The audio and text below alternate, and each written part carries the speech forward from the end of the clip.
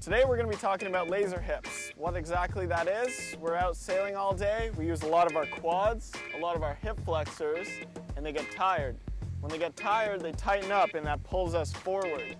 Where the symptoms manifest is in the lower back. So a lot of laser sailors will complain about lower back pain, and in fact it's not from the back, it's from the hip flexors. Today we're going to discuss a myofascial release technique in order to negate some of the pain, aid in recovery, and get you standing straight and hiking straight as well. To do this, we'll need two tools. A big ball, this can be thought of as a softball, and a small lacrosse ball. Why I recommend these over conventional foam rollers? More acute, and when you're traveling, it takes up significantly less space. That being said, if you prefer your foam roller, feel free to use that. When we're rolling, the idea is we find a knot and we stay on it. You need to always think about that. We're not just kind of going over the surface and the rolling's making it better. We're finding the acute area of pain, sitting on it, and depressing the tension. Position number one for laser hips.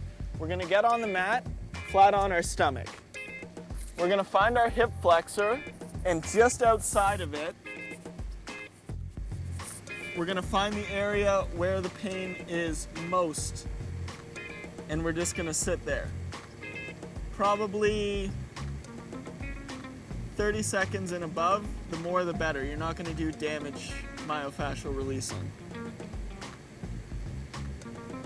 Search for a new area, a new knot, and stay there.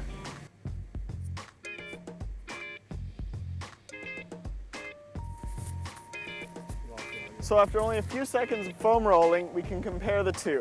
My right leg has not been done. My left leg has. There's an increased range of motion and flexibility there. Second, we're going to take the larger ball, or softball, and we're going to go on our glutes.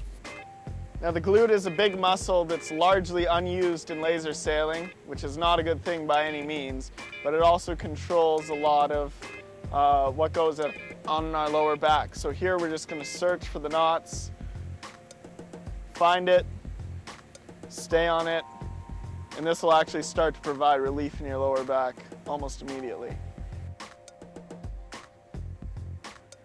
Don't forget to roll out the high glute, as it's closer to the lower back and pulls tension in there as well.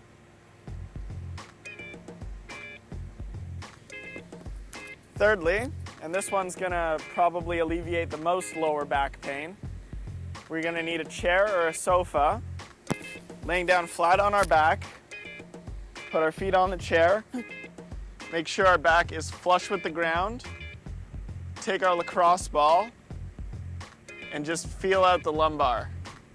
Again, same principle applies. You're looking for the knot and sitting on it.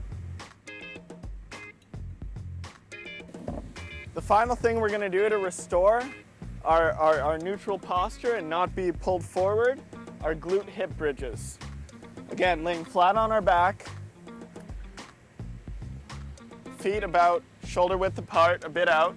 We're going to contract our glutes to raise our hips. It's easy to just use your hamstrings and come up, but that's not the point of the exercise. The point is to contract our glutes and raise our legs.